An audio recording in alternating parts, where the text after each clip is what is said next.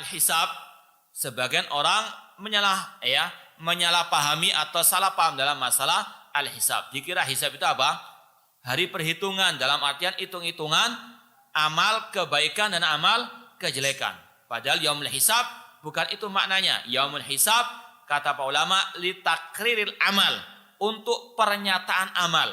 Bagaimana itu kejadiannya? Yang pertama, kalau untuk orang mukmin, Allah Subhanahu wa taala yakhlu bil mukmin, berduaan dengan orang mukmin.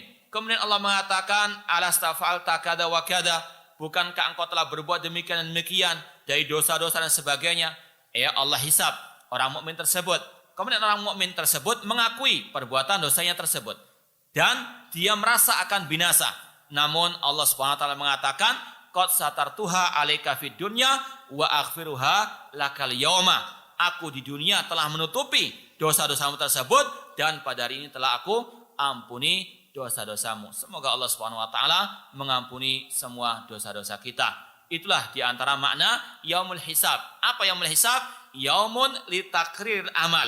Hari pernyataan amal perbuatan manusia.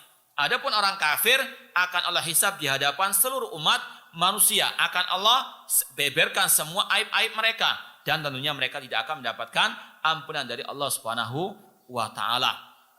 Kemudian pada waktu itu juga mereka akan mendapatkan catatan amal perbuatan mereka. Sebagaimana kata Allah, fa amma man utiya kitabahu biyamini fasawfa yuhasabu hisaban yasira. Adapun orang-orang yang diberikan catatan amal perbuatannya dengan tangan kanannya, maka mereka akan dihisab dengan hisaban yasira. Tadi hisab yasira tadi, yaitu Allah berduaan dengan mereka, dengan orang mukmin, dan Allah sebutkan sebagian daripada dosa orang mukmin, kemudian Allah pun mengampuni dosa-dosa tersebut. Allahumma hasibna hisaban yasira. Semoga Allah sekali lagi menghisab kita dengan hisaban yasira. Kemudian kata para ulama, hisaban yasira itu sebagaimana dalam hadis namanya al-ard, yaitu hanya pemaparan saja, tidak dihisab dengan detail. Sebagaimana kata Aisyah radhiyallahu anha, Rasul mengatakan, manukisal hisab udzib. Barang siapa dimunakosha, itunya didebat dalam hisabnya, maka dia pasti akan binasa. Kemudian Aisyah bertanya, ya Rasulullah, bagaimana dengan ayat tadi? Fa amma man utiya kitabahu biyamini fasawfa yuhasabu hisaban yasira. Maka Rasul mengatakan, wa dzalika huwal ard. Itulah pemaparan. Hanya dipaparkan saja, tidak didetail, tidak didebat orang tersebut. Ini kalau mungkin kita bisa gambarkan seorang guru misalnya ketika dia mengoreksi jawaban ujian sang murid, ada yang bisa disediakan killer, itu didetail meskipun salah titik disalahkan misalnya. Ini adalah hisaban asir, na'udzubillah min dzalik. Adapun hisab yasir hanya melewat saja, lewat begitu saja, kemudian akan diberikan ampunan oleh Allah Subhanahu wa ta'ala. Itu namanya hal hisab al yasir. Kemudian Allah mengatakan, wa amma man utiya kitabahu wara'a dhahri fasawfa yad'u subura wa yasla sa'ira. Dalam ayat surat Al-Haqqah, wa amma man utiya kitabahu bisimali fayaqulu ya laitani lam uta kitabiyah. Adapun orang-orang yang diberikan catatan amalnya dengan tangan kirinya, maka dia akan mengatakan, alangkah baiknya jika aku tidak diberikan catatan amal tersebut, karena penuh dengan kesyirikan, kekafiran, kemunafikan, kebid'ahan ataupun kemaksiatan. Naudzubillah min dzalik.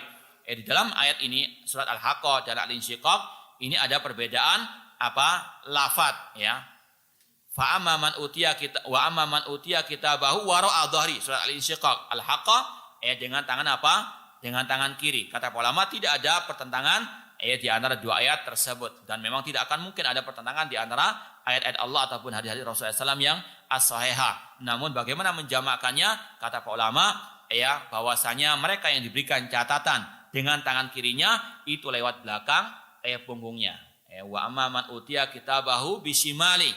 Wa amma man utiya kitabahu wara'a dhahri, dari tangan kiri, namun dari dari belakang, sebagai bentuk penghinaan Allah kepada orang tersebut, karena orang tersebut menghinakan Al-Quran dan menjadikannya atau membuang Al-Quran di belakang punggungnya. Maka pada hari kiamat dia diberikan catatan amal perbuatannya dengan tangan kirinya dan lewat belakang punggungnya. Na'udzubillahi min dzalik. Ini yaumul al-hisab.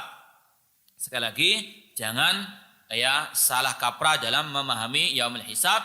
Ya, karena memang sebagian orang itu berpatokan pada terjemah, padahal salah. Memang betul kalau terjemahnya al-hisab itu perhitungan.